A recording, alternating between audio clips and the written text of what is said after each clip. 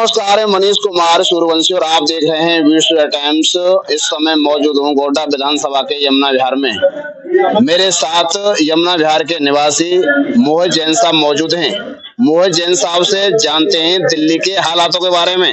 क्या कहना है जैन साहब का, देखिए। केजरीवाल जी को सीएम बनाया आपने, बिजली, पानी और हॉस्पिटल और शिक्षा किस तरह से दिखाई दे रही है आपको?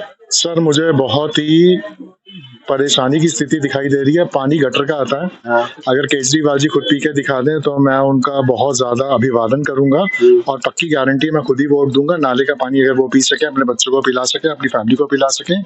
बिजली की बात करते हैं तो बिजली 200 यूनिट उन्होंने फ्री तो करी है, लेकिन जो हिडन चार्जेस वो लगाते हैं उसका कोई भी कहीं पर भी जिक्र नहीं होता।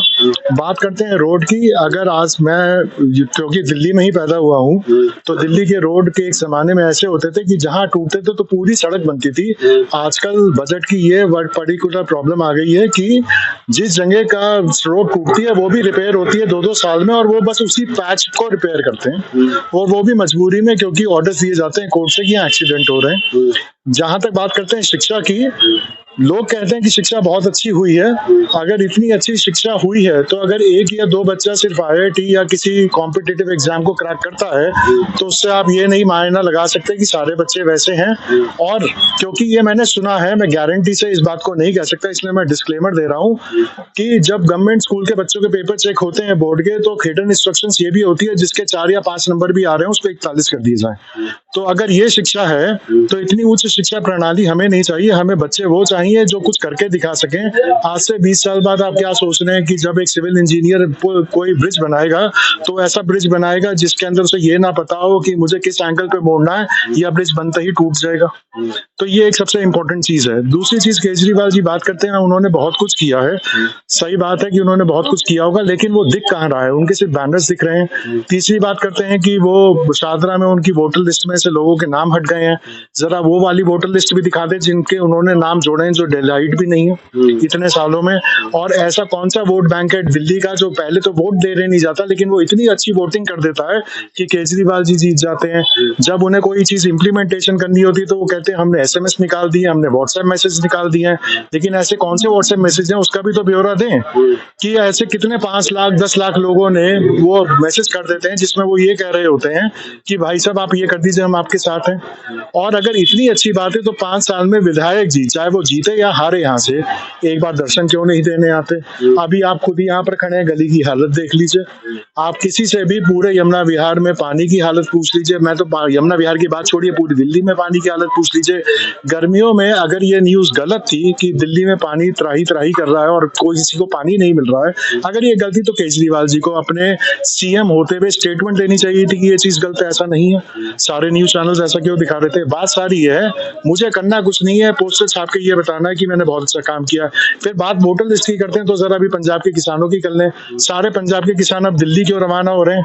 सरकार आपकी है पंजाब में, इसलिए वो दिल्ली रवाना हो रहे हैं। जब आप कहते हैं कि बीजेपी सांप्रदायिक ताकत की तरीके से काम करती है तो आपको ये भी मानना चाहिए आप भी दंगा फैलाने के लिए और चीजों को डिस्ट्रप्शन करने के लिए दिल्ली की जनता को पीसते हैं। ये सबसे इंपॉर्टेंट चीज है।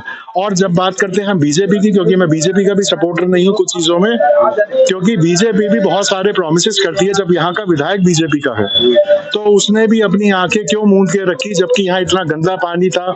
यहाँ आए दिन चोरियां होती हैं, यहाँ आए दिन लोग रैश ड्राइविंग करते हैं, सड़क पे कोई कानून नहीं है, ईस्ट दिल्ली में कोई रेड लाइट फॉलो नहीं करता। चाहे मैं मानू ये होम मिनिस्ट्री के अंडर आता है, चाहे सिक्योरिटी से सेंट्रल गवर्नमेंट के आती है, दिल्ली गवर्नमेंट के अंदर आती है। मुझे एज अ इंडिविजुअल जो दिल्ली में रहता है, दिल्ली का आधार कार्ड है, मुझे क्या मिल रहा है? मैं तो सिर्फ टैक्स पे कर रहा हूँ और कुछ नहीं कर रहा। और उसके बाद भी जो मेरे टायर्स पहले 40,000 किलोमीटर चलते थे, अब 22,000 किलोमीटर में दम तोड़ देते हैं। भाई साहब, और हॉस्पिटल बात की जाए तो हॉस्पिटल की बात की जाए तो अभी आप हाई कोर्ट का नोटिफिकेशन सुनिए, जो कि अभी 3 दिन पहले ही आयुष्मान भारत को लेके दिया गया है। उसमें उन्होंने ये बोला है हाई कोर्ट ने कि आप क्यों नहीं लागू करना चाहते, तो उन्होंने अपनी दलीलें दी। लेकिन जब कोर्ट ने ये पूछा आपके पास तो मशीन ठीक कराने के पैसे तक नहीं है, दवाइयों के पैसे तक नहीं है, आप बैंक करप्ट हैं, ये कोर्ट का स्टेटमेंट, हाई कोर्ट का, मेरा नहीं है। हाई कोर्ट ने बोला आप बैंक करप्ट हैं, आप क्यों नहीं करना चाहते? तो केजरीवाल की सरकार के पास कोई जवाब नहीं था। तो या तो आप पैसा दिखाइए आपके पास कहाँ है, और या फिर आप ये दिखाइए कि आप ऐसा क्यों नहीं कर रहे, या कर रहे हैं तो वो कहाँ दिख रहा है। और वैसे भी मैं इस बात की गारंटी ले सकता हूँ पूरी दिल्ली में कोई भी घर ऐसा नहीं होगा इक्का दुक्का को छोड़ के कि जिसका इन्फ्लेटेड वाटर बिल ना आता हो, जबकि उन्होंने काफी ज्यादा यूनिट माफ कर रखे हैं, 200 यूनिट बिजली फ्री कर रखी है। ऑन एन एवरेज जो दिल्ली में रह रहा है वही सारा टैक्स पे कर रहा है, वही सब कुछ पे कर रहा है, लेकिन एट द एंड उसे मिल कुछ नहीं रहा। अगर भाई साहब बात की जाए, हम इस समय गोंडा विधानसभा के यमुना विहार में मौजूद हैं। अगर यमुना विहार में गोंडा विधानसभा में पहले पूर्व विधायक साहब सिंह चौहान थे, साहब सिंह चौहान के कामों में और अजय मावरे के कामों में कितना फर्क दिखाई देता है आपको? सर मेरे को तो यही दिखाई देता है, पहले हम 1980 के दशक में रह रहे थे, अब 1960 के दशक में पहुंचते जा रहे हैं, क्योंकि चीजें वैसी की वैसी रह रही हैं, बर्बाद होती जा रही हैं। और अगर मैं कोई भी गलत कह रहा हूँ या किसी से भी पूछ लीजिए, कोई भी अपने घर की डॉटर्स को या फीमेल्स को रात को 8 साढ़े 8 बजे बाहर अकेले जाने देने के लिए तैयार है तो बताइए। हम भले ही पौष इलाके में रह रहे हैं, और वो पौष इलाका तब कहाँ चला गया था जब 2020 में सांप्रदायिक दंगे हुए थे, सारे विधायक गायब थे।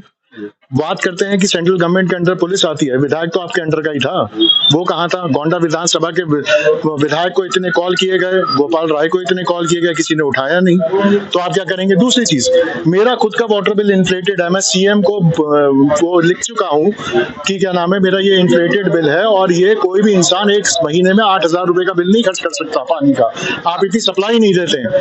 वो आज तक उसके ऊपर पिछले 4 साल में कोई कार्रवाई की हो, मैं 50 ईमेल्स दिखा सकता हूँ काउंट की, 50 से ऊपर ही होगी, एक कम नहीं होगी।